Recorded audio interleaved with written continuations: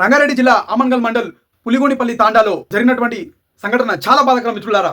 భార్య పిల్లల్ని కత్తులతో పొడిచి చంపినటువంటి ఆ మానవ మృగాన్ని, అలాంటి సైకోని ఎంబడే నడి రోడ్డు పైన ఎన్కౌంటర్ చేయాలని చెప్పి కూడా తెలంగాణ రాష్ట్ర పోలీస్ అధికారులకి తెలియజేస్తున్నాను మిత్రులారా.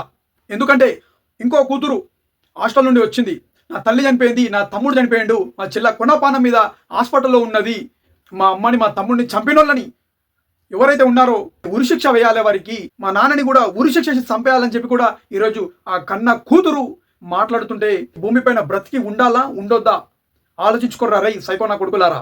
తెలంగాణ రాష్ట్ర పోలీస్ అధికారులకి ఇలాంటి సైకోలని పట్టుకొని ఎంబడే నడి రోడ్డు పైన ఎన్కౌంటర్ చేస్తేనే ఇలాంటి సంఘటనలు మళ్ళీ రిపీట్ కావాలని చెప్పి కూడా నేను పోలీస్ అధికారులకి డిమాండ్ చేస్తున్నాను. ఆ బిడ్డ ఏడ్చుకుంటా, మా అమ్మ లేదు, మా తమ్ముడు లేడు, మా తమ్ముడు నేనే ఒక దెబ్బ కూడా కొట్టాను, ఈరోజు మేము అనాథలం అయిపోయినా, మేము అడుకోవాలి సార్ అని చెప్పి ఏడుస్తుంటే ఆ బిడ్డ నీ అమ్మ ఎంత ఏడుపు వస్తుందంటే ఆ వీడియో కూడా చూడలేనటువంటి పరిస్థితి. ఈరోజు అంత బాధ అనిపిస్తుంది.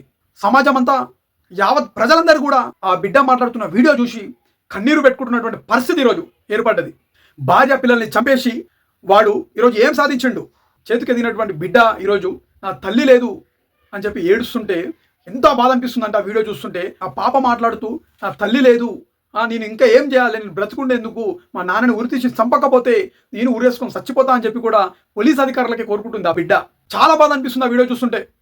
ఆ గుట్ట మీద ఉండి గంజాయి తాగుతారు అందరూ, ఇంకా ఎవరెవరైతే ఉన్నారో మా అమ్మని, మా తమ్ముడు, మా చెల్లెని చంపిన వాళ్ళు ఎవరెవరైతే ఉన్నారో వీళ్ళందరికీ శిక్ష పడాలి అని చెప్పి కూడా ఆ బిడ్డ ఈరోజు మీడియా ముందు ఏడ్చుకుంటూ మాట్లాడుతుంటే సమాజం అంతా ఈరోజు తలదించుకోవాల్సిన పరిస్థితి. అది తల్లికి చెప్పాల్సిన ప్రాబ్లమ్స్ ఉంటాయి ఆడబిడ్డలకి, తల్లికి చెప్పాల్సినవి. అలాంటి బిడ్డ ఈరోజు తల్లిని కోల్పోయింది.